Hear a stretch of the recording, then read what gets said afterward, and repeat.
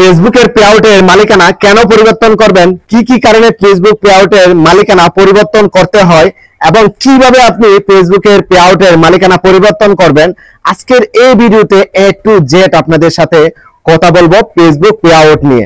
আপনার যদি একটা ফেসবুকের পেআউট থেকে থাকে, ভিডিওটা শুরু থেকে শেষ পর্যন্ত দেখার অনুরোধ রইল। যারা ফেসবুকের মনিটাইজেশন ফেসবুক পেজ কিনেন, তাদের জন্য পেআউটের মালিকানা পরিবর্তন করা অত্যন্ত জরুরি। কেন জরুরি?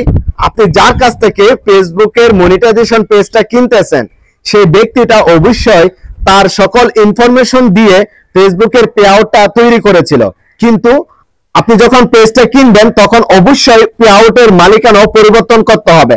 যেমন পেজের অ্যাডমিন যেমন পরিবর্তন করে আপনার নিজের নামে অ্যাডমিন করে নেবেন, ঠিক তেমনি আপনার পেআউটের মালিকানাও কিন্তু পরিবর্তন করে নিতে হবে। অন্যথায় কিন্তু আপনার ওই পেআউটের মধ্যে কোনো সময় কিন্তু ডকুমেন্ট ভেরিফাই চাইতে পারে। আর যদি ডকুমেন্ট ভেরিফাই চাই, তখন কিন্তু আপনি সঠিক মতো ডকুমেন্টগুলো ভেরিফাই করতে না পারলে আপনার ওই পেআউটটা কিন্তু আনইউজুয়াল অ্যাক্টিভিটি দেখিয়ে পেআউটটাকে রেস্ট্রিক্টেড করে দিবে। তখন কিন্তু আপনি চাইলেও ওই পেআউটটাকে কিন্তু আর ঠিক করতে পারবেন না। অবশ্যই আপনি ডকুমেন্ট ভেরিফাই করার জন্য 90 দিন একটা সময় কিন্তু আপনাকে বেঁধে দেওয়া হবে। ওই সময়ের ভিতরে আপনাকে ডকুমেন্ট ভেরিফাই করতে হবে, না হলে আপনার পেআউটটা রেস্ট্রিক্টেড করে দিবে। যার কারণে আপনি পেজ কেনার সাথে সাথে অবশ্যই ওই পেআউটের মালিকানা পরিবর্তন করে নেবেন। নামে পেআউট তৈরি করেন নাই, কিন্তু অন্যের নামে পেআউট তৈরি করছেন, সেই ব্যাংক সেটআপটা শুধু আপনার নিজের নামে। যাদের এরকম এখনো পর্যন্ত পেআউট রয়েছে, আপনারা দ্রুত ওই পেআউটের মালিকানা পরিবর্তন করে নেবেন, আপনার নিজের নামে করে নেবেন। কিন্তু যে কোনো মুহূর্তে কিন্তু ডকুমেন্ট ভেরিফাই চাইতে পারে। বিশেষ করে যাদেরকে কন্টেন্ট মনিটাইজেশন দিচ্ছে, তাদের ক্ষেত্রে একটু যদি গরমিল হয়ে থাকে, নাম এবং bank account, payout honour name, এগুলোর মধ্যে যদি একটু গরমিল হয়ে থাকে, তাহলে ফেসবুক কিন্তু যে কোনো মুহূর্তে আপনার কাছে ডকুমেন্ট ভেরিফাই চাইতে পারে। আর ডকুমেন্ট ভেরিফাই করতে না পারলে বুঝতে পারছেন পেআউট রেস্ট্রিক্টেড, আনইউজুয়াল অ্যাক্টিভিটি, সেগুলো দেখিয়ে কিন্তু আপনার পেআউটটাকে রেস্ট্রিক্টেড করে দিবে। আপনি মনিটাইজেশনটা চিরতরে হারিয়ে ফেলবেন। অবশ্যই আপনাদেরও মালিকানা পরিবর্তন করা দরকার।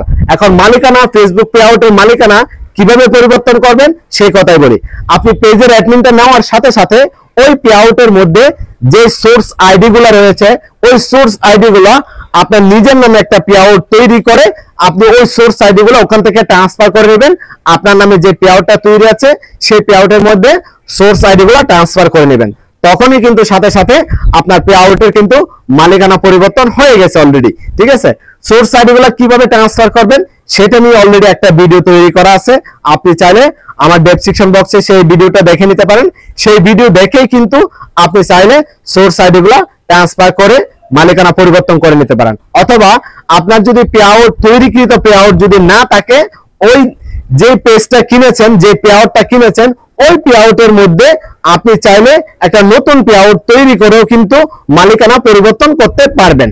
তবে কিভাবে করবেন সেই বিষয় নিয়ে ভিডিও পরবর্তীতে আমি আপনাদেরকে আপডেট জানাবো, এবং সেই ভিডিওটা দেখে কিন্তু আপনারা মালিকানা পরিবর্তন করে নিতে পারবেন। এবং সেই সাথে এটা বলে রাখি, আপনারা যদি মালিকানা পরিবর্তন করতে চান এবং আপনি যদি মালিকানা পরিবর্তন করতে না পারেন, তাহলে আমার সাথে যোগাযোগ করতে পারেন। আমার মোবাইল নাম্বারটা, আমার হোয়াটসঅ্যাপ নাম্বারটা ভিডিও ডেসক্রিপশন বক্সে দেওয়া থাকবে।